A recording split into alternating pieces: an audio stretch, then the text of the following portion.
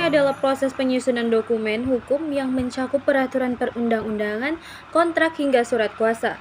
Tujuannya adalah menciptakan dokumen hukum yang jelas, terstruktur, dan berkekuatan hukum. Terdapat dua jenis utama legal drafting. Yang pertama ada legislative drafting atau penyusunan peraturan perundang-undangan. Yang kedua ada private drafting, penyusunan dokumen hukum private seperti kontrak atau perjanjian. Legal drafting harus memenuhi unsur yang tepat, seperti bahasa hukum yang tepat, formatnya yang sistematis, kepatuhan terhadap peraturan hukum yang berlaku.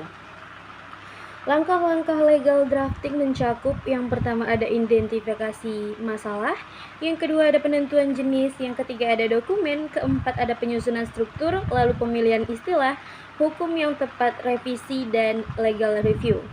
Keterampilan penting di dalam kemampuan analitis hukum, logika dan konsistensi bahasa, pemahaman peraturan perundang-undangan. Halo Sobat Hukum, pernahkah kalian bertanya-tanya siapa yang menyusun aturan-aturan hukum yang kita taati setiap hari? Atau siapa yang menulis kontrak, surat kuasa hingga perjanjian yang sering kita lihat di dunia hukum? Jawabannya adalah mereka yang ahli dalam legal drafting. Penjelasan definisi legal drafting. Legal drafting adalah seni dan ilmu dalam menyusun dokumen hukum, mulai dari peraturan perundang-undangan hingga kontrak bisnis dan surat perjanjian. Semuanya memerlukan legal drafting yang baik agar dapat dipahami dan ditaati. Di antaranya jenis legal drafting. Ada dua jenis legal drafting seperti yang sudah kita bilang tadi. Ada legislative drafting, penyusunan aturan seperti undang-undang, peraturan daerah, dan lainnya. Yang kedua ada private drafting yang mencakup dokumen pribadi seperti kontrak kerja, MOU, dan akta jual beli. Unsur legal drafting, apa saja unsur penting dalam legal drafting? Yang pertama ada bahasa hukum yang tegas dan tidak ambigu.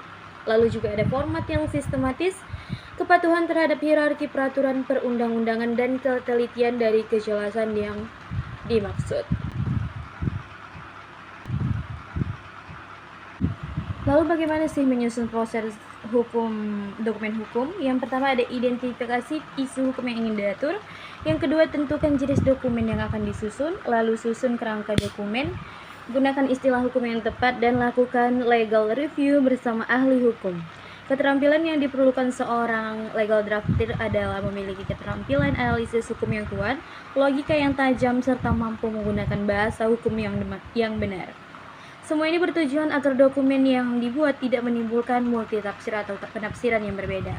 Lalu juga ada asas-asas dalam legal drafting seperti harus memperhatikan asas penting seperti asas kepastian hukum, asas harus tegas dan jelas, asas keadilan bahwa memperhatikan hak semua pihak secara proporsional. Lalu yang ketiga ada asas kemanfaatan, peraturan atau kontrak harus membuat manfaat yang nyata. Dan lalu ada struktur umum dokumen hukum, baik kontrak maupun peraturan.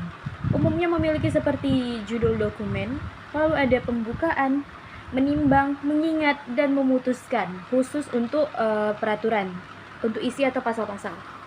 Lalu penutup dan tanggal pengesahan. Struktur dokumen hukum itu nggak bisa sembarangan. Misalnya dalam kontrak, harus ada pasal-pasal yang jelas, termasuk hak dan kewajiban, sanksi, hingga cara penyelesaian sengketa. Lalu juga apa sih perbedaan antara legal opinion dan legal drafting? Legal opinion itu pendapat hukum berdasarkan analisis, sedangkan legal drafting produk nyata berupa dokumen hukum. Kalau legal opinion adalah pendapat hukum atas suatu kasus, sedangkan legal drafting benar-benar menyusun dokumen yang mengikat secara hukum. Kesalahan umum. Ada kesalahan umum dalam legal drafting, yaitu ketidaksesuaian dengan peraturan atau perundangan, inkonsistensi antara pasal satu dengan pasal yang lain, tidak menyebutkan ruang lingkup dengan sanksi secara jelas. Kesalahan umum dalam legal drafting itu biasanya muncul karena kurang hati-hati. Misalnya penggunaan kata-kata yang bisa ditafsirkan ganda atau pasal yang bertentangan satu sama lain. Itulah kenapa revisi dan review sangat penting. Sekian materi dari saya, Yola Selila. Sekian, terima kasih.